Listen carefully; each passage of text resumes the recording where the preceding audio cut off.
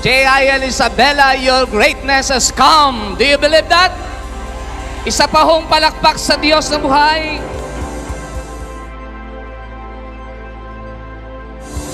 Naimbat, nabigat, kada kayo aming J.I.L. Isabela.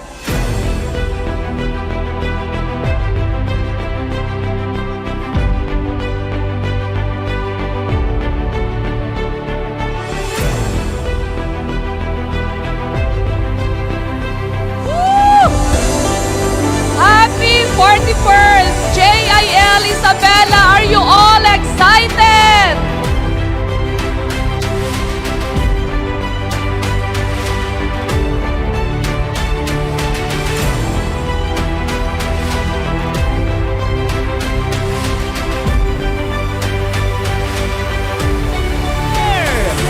Jesus is Lord over the province of Isabela!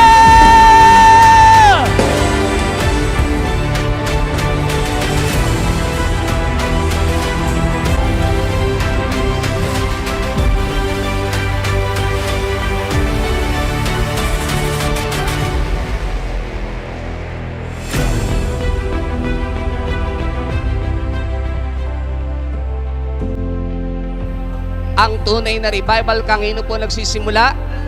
Bago ho magkaroon ng revival sa bansa, bago magkaroon ng revival sa komunidad, bago magkaroon ng revival sa loob ng church, dapat ang tunay na revival magsisimula muna sa individual na buhay ng bawat isa po sa atin. And this is the reality, whether we like it or not.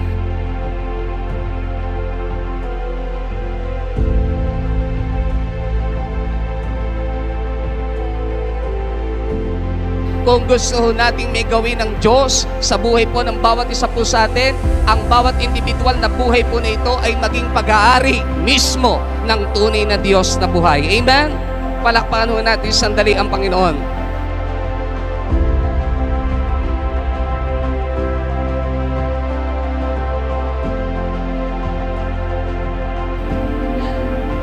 Ibaba mo ngayong oras na ito sa lugar nito. Ang iyong mapagpalang himalang kamay, mahimalang kamay sa buhay ng iyong mga anak o Diyos oras nito. Lord, I pray, let there be an open heaven.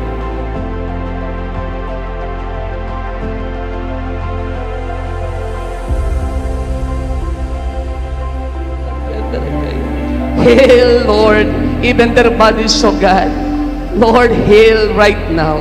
Let your healing flow. Let your healing flow. Let your miracles flow. Healing upon healings. Miracles upon miracles, oh God. Favor upon favor, oh God. Provision upon provisions, oh God. Lord, right now, release. Release. Release unto your people right now in the name of Jesus. Oh, shakarakaya barabakattarakaya barabakattarakaya barabakattarakaya.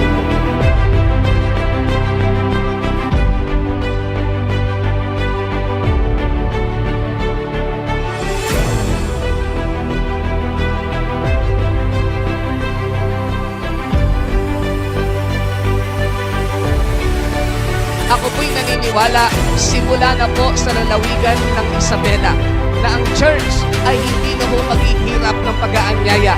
Ito na ho ang time na ang Diyos na mismo ang kumikilos at tumihipo ng puso ng mga tao na nung una ay ayaw lumapit sa Diyos.